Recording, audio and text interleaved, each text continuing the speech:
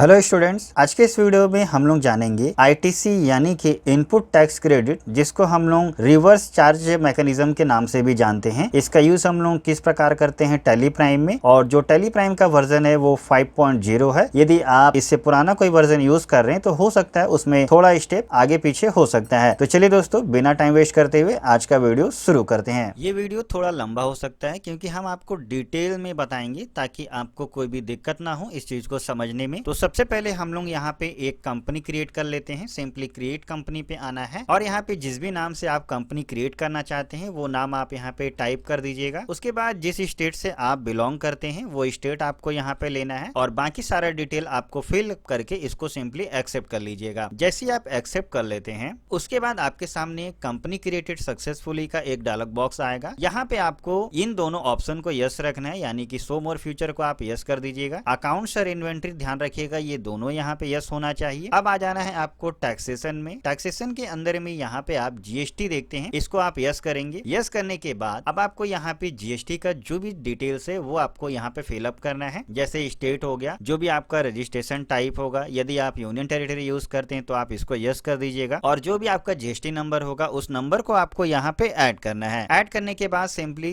आप डिटेल दे करके इसको आप एक्सेप्ट कर लीजिए। एक्सेप्ट करने के बाद अब आपको इस डायलॉग बॉक्स को भी एक्सेप्ट कर लेना है। जैसे आप एक्सेप्ट कर लेते हैं आपका कंपनी क्रिएशन यहाँ पे सक्सेसफुली हो जाता है। सबसे पहले हम लोग जानते हैं इनपुट टैक्स क्रेडिट यानी कि आईटीसी होता क्या है। आप लोगों को याद होगा कि जब हम लोग परचेस एंट्री करते हैं उस दौरान जो भी टैक्स लगता है वो हम जिस पार्टी से सामान खरीदते हैं उसी को पेमेंट कर देते हैं। यहाँ पे टैली में एक ऐसा फंक्शन दिया हुआ है इनपुट टैक्स क्रेडिट यानी कि आईटीसी का यूज करके हम उस टैक्स के पैसा को जिससे हमने प्रोडक्ट खरीदा है उसको ना पेमेंट करके डायरेक्टली हम गवर्नमेंट को पेमेंट कर सके, उसके लिए ये फ्यूचर दिया गया है। तो इसका यूज आप रजिस्टर्ड डीलर और अनरजिस्टर्ड डीलर दोनों के केस में आप इसको यूज कर सकते हैं। मैं आज के इस वीडियो में आपको बताऊंगा, साथ ही मैं आईटीसी बुक करना भी बताऊंगा कि कैसे हम लोग उसको बुक करते हैं। और ये कुछ डिटेल्स है जो कि इनपुट टैक्स क्रेडिट के बारे में है। इसका पीडीएफ का लिंक मैं आपको डिस्क्रिप्शन में दे दूंगा, आप वहां से जा करके इसको डाउनलोड करके इसको रीड कर लेंगे तो आपका भी जो नॉर्मल बेसिक डाउट होगा वो यहाँ पे क्लियर हो जाएगा। तो चलिए स्टूडेंट्स, देखते हैं टैली में इसका रिकॉर्ड हम लोग किस तरीके से करेंगे। सबसे पहले हम यहाँ पे कुछ बेसिक लेजर्स को क्रिएट कर लेते हैं जिसकी फिलहाल हमें अभी आवश्यकता है। तो सिंपली क्रिएट में आना है, लेजर में आ जाइएगा और यहाँ पे हम सबसे पहले कुछ टैक्सेस के लेजर को बना लेते हैं, यानी कि सीजीएसटी, जो कि अंडर हमारा ड्यूटीज एंड टैक्सेस होगा, और इसको जीएसटी लीजिएगा और यहाँ पे सीजीएसटी आप ले करके कुछ नहीं करना है, उसके बाद एक्सेप्ट कर दीजिए। और एक आपको चाहिए होगा एसजीएसटी लीजिए, इसको भी ड्यूटीज एंड टैक्सेस अंदर जीएसटी में लीजिए और इसको एसजीएसटी में लेकर के इसको आप एक्सेप्ट कर लीजिए। यही दो टैक्स का लेजर फिलहाल अभी हमें आवश्यकता है। अब जैसे हमको प्रोडक्ट परचेस करना है तो हमें एक परचेस लेजर की भी आवश्यकता पड़ेगी। तो हम सिंपली यहाँ पे एक परचेस का लेजर ले लेते हैं, अंडर परचेस अकाउंट रखना है और सिंपली एंटर करते हुए आएंगे और यहाँ पे टाइप ऑफ सप्लाई जो है इसको आप गुड्स रख दीजिएगा और इसको एक्सेप्ट कीजिए। इस तरीके से आप सभी लेजर्स को बना लीजिएगा। अब हमें यहाँ पे एक प्रोडक्ट चाहिए होगा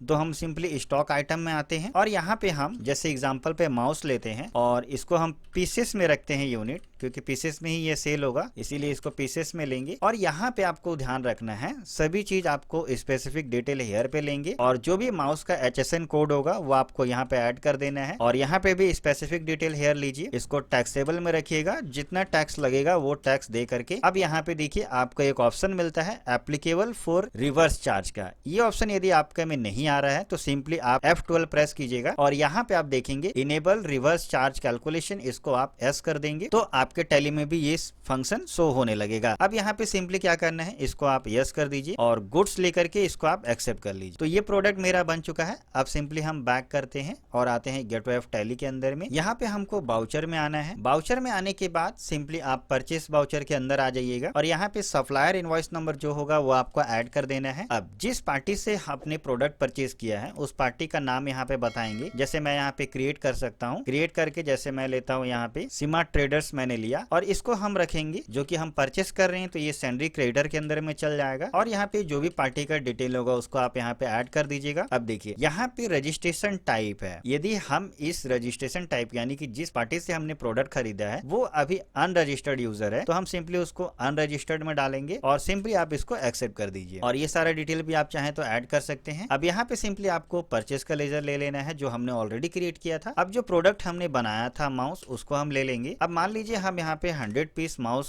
को परचेस करते हैं, जिसका रेट हमको 100 रुपया करके पड़ता है, यानी कि 10,000 का हम यहाँ पे परचेस एंट्री कर रहे हैं। अब देखिए यहाँ पे जीएसटी रेट रिलेटेड डिटेल्स के अंदर में यहाँ पे जो भी डिटेल्स है जैसा शो कर रहा है आप इसको ऐसा ही रहने देंगे, सिंपली एंटर करके इसको एक्सेप्ट कर लीजिए। न्यू रेफरेंस में इसको लेंगे और यहाँ पे एक्सेप्ट कर लेंगे। अब यहाँ पे देखिए हमने यहाँ पे ना तो सीजीएसटी और एसजीएसटी का टैक्स लेजर ऐड नहीं किया है, अन्यथा ये टैक्स इंक्लूड हो जाता पार्टी को पेमेंट करने के लिए, तो ये चीज अभी यहाँ पे इंक्लूड नहीं है। अब मैं आपको इसका रिपोर्ट निकाल कर दिखाता हूँ कि कैसे अब हम लोग आईटीसी को बुक करते हैं और किस तरीके से हम जो टैक्स को डायरेक्टली गवर्नमेंट को पेमेंट करेंगे। तो सिंपली आपको वापस से बैक आ जाना है, बैक आना है, डिस्प्ले मोर रिपोर्ट के अंदर में आपको आ जाना है। उसके बाद स्टैट्यूटरी रिपोर्ट में आएंगे, यहाँ पे जीएसटी रिपोर्ट में। अब आप यहाँ पे देखिए पुराने वर्जन में क्या था कि R1 के अंदर में ही हमको रिवर्स चार्ज फाइल करने का ऑप्शन मिल जाता था, लेकिन जैसे जैसे टैली अपडेट हुआ है तो रिवर्स चार्ज का जो फंक्शन है उसको बाहर ही कर दिया गया है। आप अदर रिपोर्ट के अंदर में जैसे ही आएंगे तो यहाँ पे देखिए आपको रिवर्स चार्ज सप्लाईज का ऑप्शन मिल जाता है, यहाँ पे आना है। अब देखिए जैसे ही मैंने प्रोडक्ट परचेज किया था अनरजिस्टर्ड डीलर से, तो यहाँ पे आईटीसी उसका निकल के आ चुका है, यानी कि 1800 का मेरा आईटीसी है जो कि अभी फिलहाल बुक नहीं हुआ है। तो हमको सबसे पहले इसको बुक करना होगा, तभी हम इस टैक्स का पेमेंट कर सकते हैं। लेकिन यहाँ पे सबसे पहले आपको इनपुट और आउटपुट का मतलब पता होना चाहिए। इनपुट का मतलब होता है कि जब हम कहीं से प्रोडक्ट खरीदते हैं उस दौरान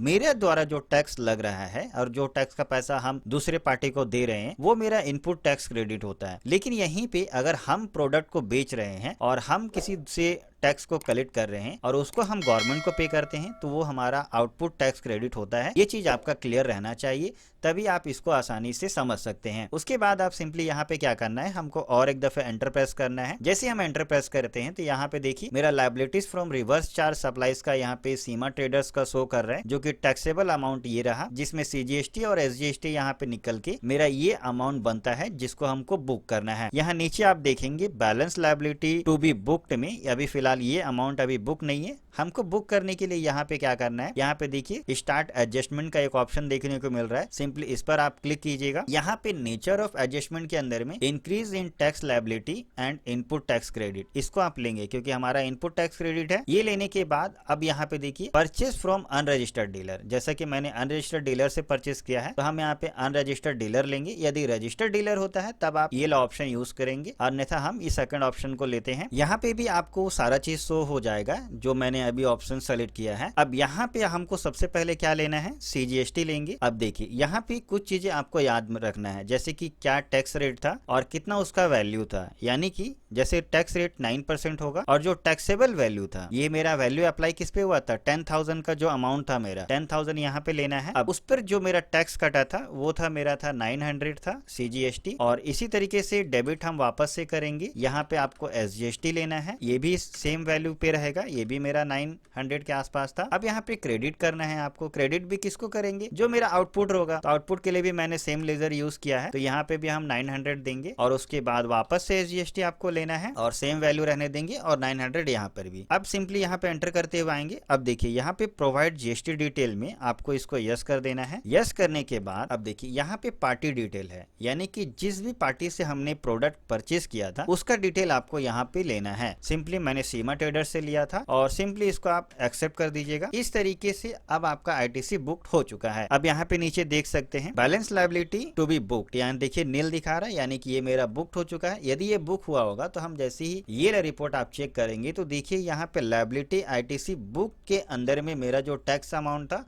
वो यहाँ पे शो हो रहा है, यानी कि अब हम इस अमाउंट को डायरेक्टली गवर्नमेंट को पेमेंट कर सकते हैं। तो इस तरीके से हम लोग आईटीसी को बुक करते हैं। यदि आप और भी डिटेल देखना चाहते हैं तो आप इसमें आकर के भी एंटर करेंगे तो यहाँ पे भी आपको इसके बारे में डिटेल मिल जाएंगे। तो इस तरीके से हम लोग आईटीसी को बुक करते हैं। ये जानकारी आपको कैसा लगा हमको कमेंट करके बता दीजिएगा। साथ ही में आप वीडियो को लाइक कीजिए और अपने दोस्तों में भी शेयर कीजिए। अगर वो भी अकाउंट से रिलेटेड जानकारी लेना चाहते हैं तो उन पर भी साझा कीजिए हमारा वीडियो।